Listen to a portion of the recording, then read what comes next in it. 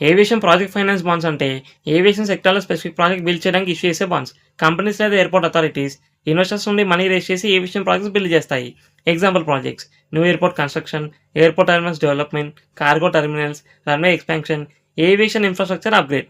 Example aviation organizations: airports authority of India, GMR airport limited, Adani airport holdings. సింపుల్‌గా investor కంపెనీకి లేదా అథారిటీకి money lend చేస్తాడు.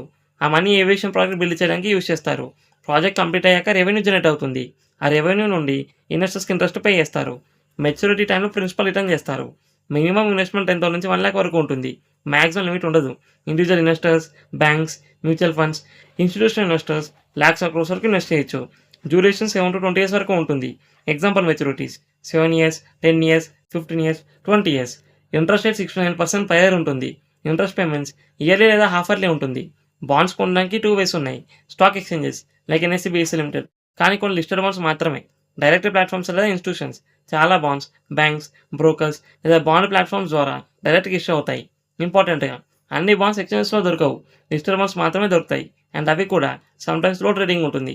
Advantages: aviation infrastructure growth benefit, long term stable investment, government లేదా large company projects, predictable income. Disadvantages: project delay risk, construction cost increase risk, aviation demand charges risk, company financial risk.